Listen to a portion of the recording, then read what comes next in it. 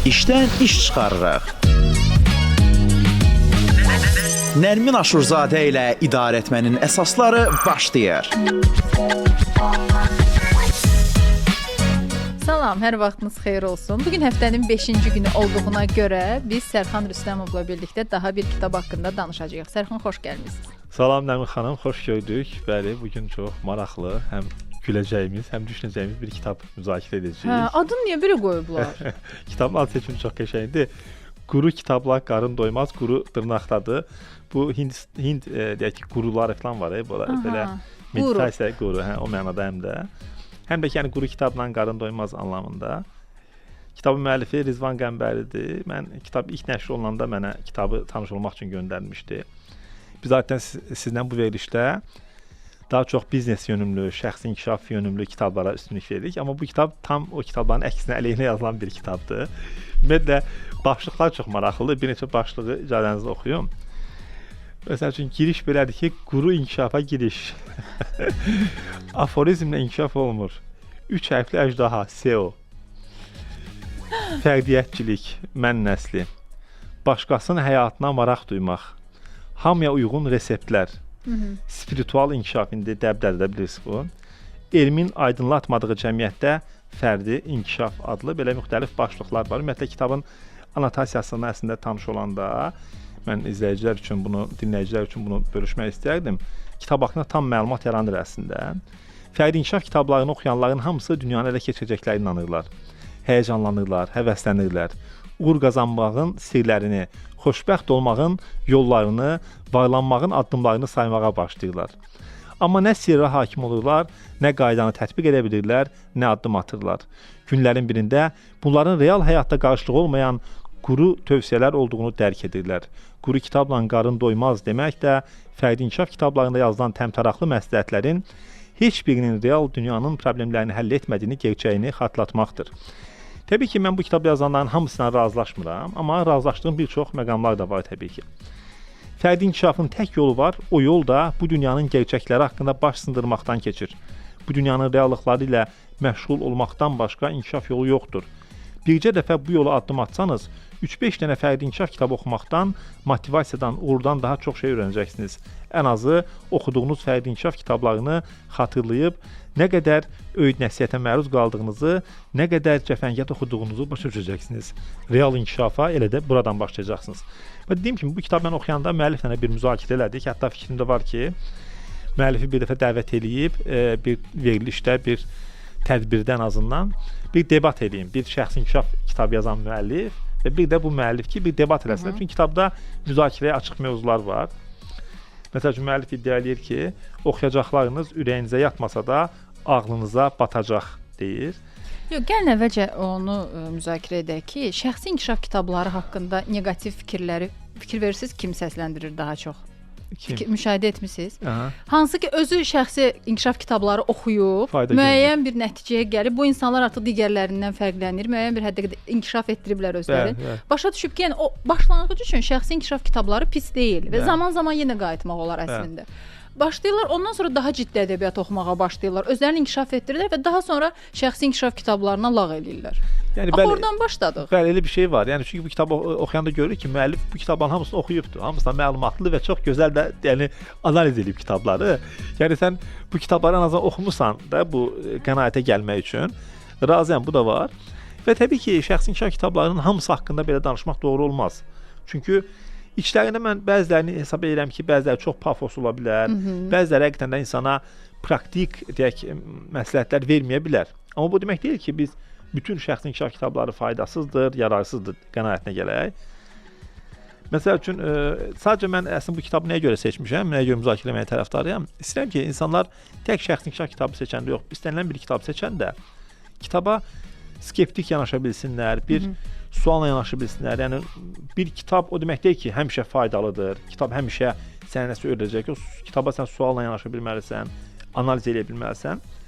Necə ki, məsələn, bugün mənim burada danışdıqlarım da insana belə bir sual yaratmalıdır ki, bu Sərxan bunu deyir, amma düzmü deyir görəsən? Yəni, həmişə insan qarşındakı insana qarşı sualla yanaşmalı. Burada deyir ki, necə sual əvəzi ilə başlayan adlardan minlərlə kitab satılır. Yəni necə varlı olmaq, nə bilim, necə qabağa getmək. Çünki hamı öyrənmək istəyirdi o sirri. Bəli. Necə etmək olar? Fərdi inkişafı necə anlamalı? Modern mənası ilə fərdi inkişaf ədəbiyyatının başlanğıcı Benjamin Franklinin avtobiografiyasına gəlib çıxır. Ümid edirəm ki, bir dəfə biz bu kitabı müzakirə edərik. Benjamin Franklinin avtobiografiyasının çox yaxşı kitabdır. Söz yox ki, bu başlanğıc çox daha gerilərə Machiavellinin Şahzadə kitabına, lap geriyə eramızdan əvvəl qələmə alınan döyüş sənət əsərinə, hətta biraz özümüzə Nizami Gəncəvinin bol öyüdlü əsərlərinə qədər aparmaq mümkündür, deyir. Və ilk ən məşhur, populyar olan kitablar bu sahədə 1937-ci ildə çap olunan Napoleon Hillin Düşün və Varlan, Dale Carnegie'nin Dost qazanmaq və insanları təsir göstərməyə bacarığı. Ümumiyyətlə ən çox tənqid olunan da, ən çox oxunan da Düşün və Varlan kitabıdır. Çünki insanlar o adını oxuyub elə fikirləşirlər ki, düşünüb varlanacaqdır. Və sonra indi belə bir fikirlər də var ki, Carnegie özü həyatının son illərinə doğru tək qalmağa başladı. Ətrafında bir dənə də dost yox idi və o Düşün Varlan deyə bilim özü kasıb oldu.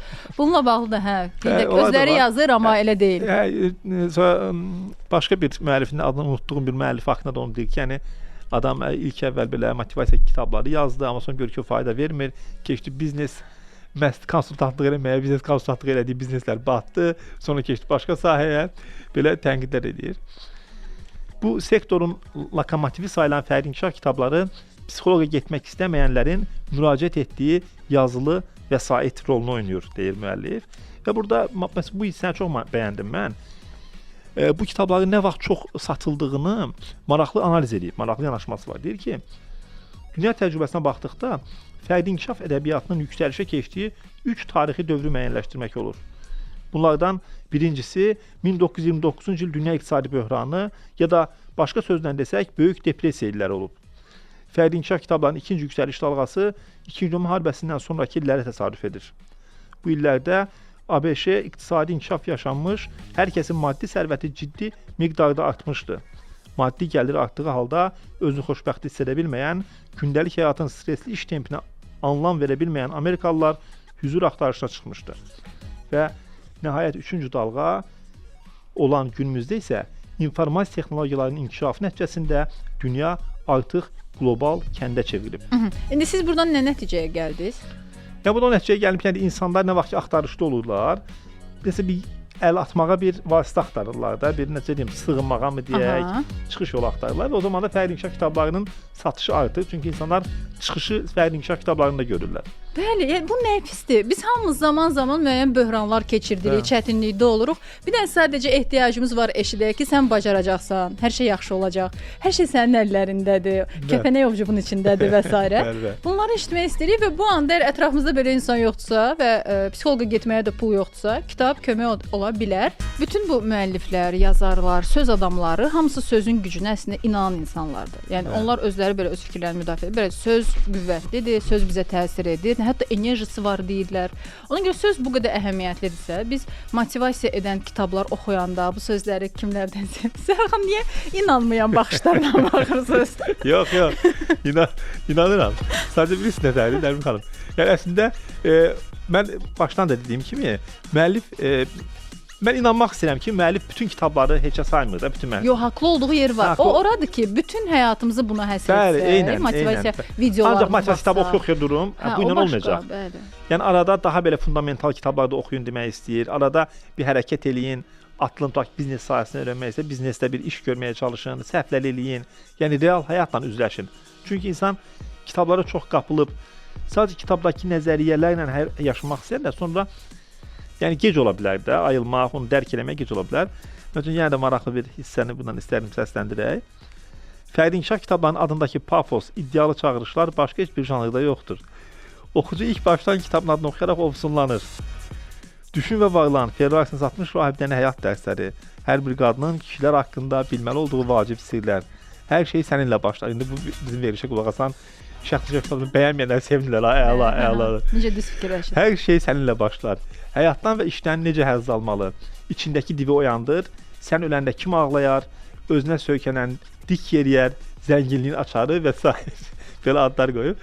İndi mən əslində, Nərmin xanım, mən təşəkkür edirəm ki, siz bu şəraitə yaradınız. Mən tərəfdarıyam ki, biz həm biznes kitabları haqqında danışaq və həm də ona qarşı yazılan fikirlərdən də xəbərdar olaq da. Ancaq biz bunu oxuyuruq. Əks hansı arqumentlər var. Yəni insan bunu biləndə daha məlumatlı olur. Bəzən müəlliflər sözün gücü ilə, bayaq sözün gücündən danışdıq, kifayətlənməyib rəqəmlərin sehrindən ustalıqla istifadə edərək kitabın üz qabığını uğurun, zənginliyin, xoşbəxtliyin yollarına həsr edirlər.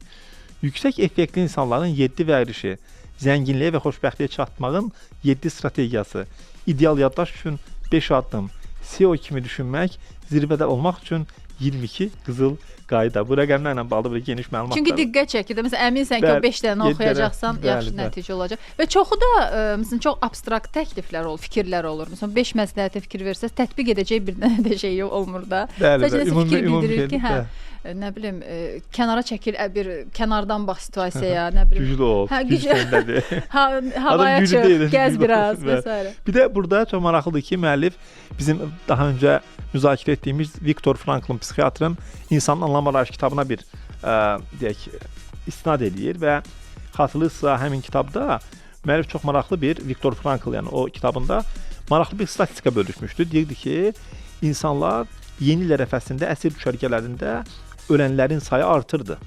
Xəstələrin, yəni ölənlərin sayı artırdı. Nəyə görə? Çünki insanlar ümid edirdilər ki, yeni il gələcək, hər şey düzələcək, müharibə bitəcək.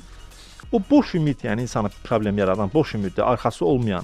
Amma yeni il gəlirdi, yanvarın 1-i olurdu, 2-si olurdu, müharibə bitmirdi, əsirlik eyni gündə davam edirdi, eyni formada davam edirdi. O insanlar artıq özlərini buraxırdılar. Amma kimin ki o ümidi, pozitivliyinin altı doludur. Onun həqiqətən də bir gələcəyə dair nəsə bir inancı var. O çətinliyə dözüb yaşayır. Yəni onun üçün rahat ol. Əslində bu müəllifin demək istədiyi odur. Yəni ki, sən kitabı oxuyub ancaq mən xoş olacaqsa, amma çıxsan həyata görsən çox xoş olmur axı. Sartrın da deyəsən belə bir fikri var ki, ümid işgəncələrin ən pisidir və ya nəsə belə. Amma sən onu necə təyin edə bilərsən ki, bu ümid boş ümiddir, yoxsa bu dolu ümiddir? Biz nəyəsə ümid ediriksə, ümid edirik də. Yox, yəni bizcə ən azından yəni ki, kitabda yazılan cümləyə ümid eləmək olmaz da. Yəni ki, tutaq ki, burada məsələn Viktor Frankl öz həyatından cümlə vermişdi. Mən də nəyə ümid edirdim? Mənim deyir, belə deyək də, dayandığım motivasiyam o idi ki, mən buradan çıxacağam və bu yaşadıqlarımla bağlı kitab yazacağam. Yəni sən bu kitabı yazmaq üçün buradan çıxmalısan da. Amma mən müharibə bitsin, yeni il gəlsin, müharibə bitəndə mən buradan çıxacağam. Bir də 3 gündə dözüm. Yəni bu deyil də, yəni ki, bilincə. Yəni məsəl üçün sən o bugünkü günə desək, yəni dünyada inşallah hər şey yaxşı getsin, səhmlərin qiyməti qalxsın, qızıl da bahalansın, evdə biraz qızılım var. Mən belə olmur da, yəni bilincə. Yəni səndən heç nə asılı olmayanda. İnşallah, uşaq pulunu artırarlar, nə bilim. Belə sözlərlə olmur da. Yəni ki, inşallah maaşımı qaldırarlar. Yəni belə olmur. Sən iş görməlisən, hərəkət eləməlisən. Və yaxud da ki, sənin başlamısan bu gün kursa, mən 1 il sonra tutaq ki, IELTS-dən ingiliscə yüksək nəticə alacağam. Sənin dayanağın var da. Yoxsa ki, inşallah ki, ingiliscə öyrənərəm də. Yəni ki, belə yəni İnşallah. İngiliscə öyrənməyin 7 yolu adlı kitab oxumaqdan olmur. Yəni oturub başlamaq lazım öyrənməyə. 3 hərfli əjdaha bölməsi var burada. Deyir ki, karyeranızdan məmnun olmadığınız, iş yerində problemlər yaşamağınızın səbəbi ünsiyyət bacarığınızın olmamağı, ilanı yuvasından çıxaran şirin dilinizin olmamasıdır. Yəni bu cümlələri sən ki, oxuyum, çox eşitmişdir bunu. Bu yəni ki, ironiya ilə deyir. Dost qazanma və onları inandırma kitablarını oxuyub tətbiq etsəniz, ilan belə sizinlə dostluq edə bilər. İddiaya bax. Yaxud da işsizsinizsə, ya tənbəlsiniz, işləmək istəmirsiniz, ya da qarşıdakı insanı inandıra bilməzsiniz. Necə inandıracağınızı isə bu kitabdan öyrənəcəksiniz. Soruşan da yoxdur ki, hamıya standart uğur hekayələri ilə bu iş mümkündürsə, hər il ölkə açıqlanan bu işsizlik rəqəmlərini hara qoyaq? Bəlkə hökumətlər hər il sizə iş tapmaq əvəzinə bir fərdi inkişaf kitab hədiyyə eləsin. Yəni belə maraqlı yanaşmalar. Burada ən çox tənqid olunan kitablardan birisi mənim də bəyənmədiyim bir sir kitabıdır. Xatırınızda belə bir kitab var, Ronda Beyin adlı müəllifin. Yəni o kitab haqqında indi burada vaxt çatsa oxuyacağıq. Yəni o sir kitabında deyir ki, sən əgər xoşbəxt deyilsənsə və ya sən uğurlu deyilsən, gitməkdən istəməmsən. Yəni bu da müəllif də qeyd edir ki, yəni deyir, necə istəməmsən? Dünyada milyonlarla tutaq ki, işsiz insan var. Bunlar istəmirlər, pis həyat yaşamaq istəyirlər. Və ya da deyir, birdən-birə hansı ölkədə müharibə olur, minlərlə, milyonlarla insan ya didərgin düşür, qaçqın düşür, əsir düşür, ölür. Yəni bunları nə pislik istəyiblər özlərinə. Kim həyatda özünə pislik hiss edir ki? Yəni enerjini göndər kainata, kainat onu alır, verir. Yəni bu temaları yəni müəllif tənqid edir əslində. Mən indi buna tam qarşıda çıxa bilməyəcəm. Çünki biraz inanıram buna. Yəni istəməyin gücünə, vizuallaşdırmağa, enerjiyə mən inandığım üçün indi Sərxan çox da deyəməyəcəm ki, yox, hamısı düzdür. Amma yox da indi düşünmək lazımdır. Yəni bax da biraz. Yəni təkcə ondan kifayətlənməyək. Həm müsbət düşünək, Məsəl üçün, Bəli. müsbət həm də amma bir Hərəkət. altı Yox, doldan hərəkət mütləq eləyək də, deyil. Mütləq də Amma insanlar biraz orada yanlış eləyirlər. Yəni sadəcə elə bilər ki, kitab oxuyub o da yazanlar şifahi olaraq beyində eləməkdən iş düzələcək. Amma praktikada lazım. Məsələn, sizdə olubmu nə vaxtsa nəsə belə ürəkdən istəmisiniz, arzular və ya xəyalınız olub məktəb vaxtı, uşaqlıq illərində də və ya gənclik fərqi yoxdur. Bir neçə müddət keçir, sən o arzunu unudursan, amma o sonra bir də başdan ki, bu oldu və sonra yadıma düşür ki, mən bunu istəmişdim əslində. Olub belə? Bəlkə də olub da belə xüsusi belə fakt xatir. Siz inanmırsınız möcüzələrə, ona görə məndə olur. Olur, hə. Belə yadıma düşür ki, mən bunu o vaxt istəmişdim, oldu və sonra unutmuşam amma. Yadımdan çıxmışdı. Çox maraqlı. İş, İnanmadı zaman nə? iş, karyera, zənginlik, xoşbəxtlik çatlasa dəf olmaqdan çıxır, göstəriləcək, nümayiş etdiriləcək gücün simvoluna çevrilir. Burada bu çox yaxşı başlıqdır. Göstəriş cəmiyyətindən danışır. Yəni dövrümüzdə artıq insanlar xoşbəxt olmağı, uğurlu olmağı sadəcə özləri üçün yox, həm də göstərmək üçün istəyirlər. Yəni paylaşım arası. Fərdi inkişaf kitablarının dili ilə danışmaq modern insanın özünü imtiyazlı sinifə aid imiş kimi göstərmə və beləcə daha çox hörmət görmə ehtiyacıdır. Nəyəsə sahib olmaq, nəyisə əldə etmək insanın ehtiyacı olmaqdan çıxır. Digərlərinə nümayiş etdiriləcək, digərlərini qısqandıracaq ikonaya çevrilir. Bu davranış fərdə imtiyazlılıq və üstünlük hissini verir. Və burada əxlaq adlı bir başlıq var. Hamıya uyğun reseptlər. Müəllifin bir də razılaşmadığı məqamlardan ibarətdir. Deyir ki, eyni resept, eyni qayda milyonlarla insana aid ola bilməz. Necə ki, tutaq ki, hər xəstəliyin bir fərqli dərmanı var. Və ya da ki, eyni xəstəlik bəzən fərqli insanlarda fərqli formada təzahür edə bilər. Bir insana bu dərmandan, bu müalicə üsulu yarayır, bir insana başqası yaradığı kimi. Sən də eyni bir kitabla bütün insanların fayda götürməsini gözləyə bilməzsən. Əslində burada iki nəticəyə çıxa bilərik də. Yəni əgər sən bir kitab oxumusansa faydalı deyilsə, o demək deyil ki, problem kitabdadır. Problem həm də səndə ola bilər. Yəni demək bu kitab sənə uyğun kitab deyil. Sən və başqasını oxumalısan. O tərəfdə var. Həm də demək istəyir ki, söhbət təkcə kitabla həll olunmur da. Məğzu budur. İnsana uğur qazandıran düsturlar, insanı xoşbəxt və məlumatlar, insanı zənginliyə aparan kəsə yollar ola bilər. Bunlar bəzilərində işə yaraya da bilər. Bundan əmin deyilik. Ancaq bu metodların heç biri hamıda eyni effekti verməz, çünki hamı eyni deyil. Bu da maraqlı bir hissələrdən birisi də Barnum effekti haqqındadır. Psixologiyada belə bir effekt var. Nədir Barnum effekti? Yəni insanlar ortalama olaraq yaxşı mətnləri, filan kəslər belə olur tipli bilgilərə inanmağa meyillidirlər. Bunu oxuyun məsələn daha aydın olması üçün. Deməli 19-cu əsrdə yaşamış Amerikalı şoumen və fırıldaqçı Barnumun adı psixologiyadakı Barnum effekti adı ilə bilinən eksperimentə verilib. Əslində eksperiment 1949-cu ildə Amerikalı psixoloq Bertram Forerə aiddir. Forer öz araşdırmasında heç Barnumdan söz açmasa da 7 il sonra 1956-cı ildə başqa bir psixoloq Paul Everett tərəfindən eksperiment Barnum effekti adlanır. Barnum effektinə görə insanlar adətən hər kəsə uyğun düşən ümumi və qeyri-müəyyən xarakter təsvirlərinin özləri haqqında azlandığını düşünürlər və bu səbəblə də bu təsvirlərə yüksək dəyər verirlər. Burada ən böyük nümunə nə ola bilər? Bu qoroskop, ulduz falları. Məsəl üçün oxuyursan, yəni məsəl üçün deyir ki, bir dənə maraqlı bir söz də var, deyir ki, şir bürcəm, amma deyir qul kimi bütün gün işləyir. Yəni birisi nədir bu? Qoroskopa inanırsan, tutaq ki, şir bürcünə tutaq ki, sən tərəzi bürcündə oxusan, amma deməsən ki, bu tərəzi bürcünə aid məlumatdır, inanacaq. Yəni çünki yazılan bütün cümlələr ortalama da belə. Hər kəs aid etmir. Nə o yanlış deyil, nə bu yanlış deyil, belə ortabab cümlələrdir. Belə sonra burada ən iki son məlumatla bölüşüm. Bayaq dediyim o Sir kitabı deyir ki, kitabın ana fikri əslində yeni çağ fəlsəfəsinin cazibə qanununa əsaslanır. Yaxşı və ya pis nə varsa, siz razı olmasanız Nərmin xanım, onu sən özünə çəkirsən. Sir kitabına görə kainat bir kataloq kimidir. Səhifələri çevirdikcə nə xoşunuza gəlirsə, bu mənim olmalı. Bundan da istəyirəm deməlisiniz. İnsanın emosiyaları avtomat pilot rejimindədir. Hər şeyin fərqində olmalı, kainata siqnallar göndərməlisiniz. Kainatda cazibə qanunu var. Nəyi arzulasan, onu özünə çəkərsən. Bundan 10-15 il əvvəl bu kitab nəinki kitab, hətta DVD-si dünyada qapış-qupuş satılırdı. Bizdə də olub, bəli. Nə üçün? Bilmədiyiniz həyat sirrini öyrənmək üçün. Sir nəymiş bəs? İstər sənin olsun. Dünya problemlərinin hamısının həlli bu bəsit sirdədir. Kasıblar niyə kasıbdır? Cavab heç istəmədikləri üçün.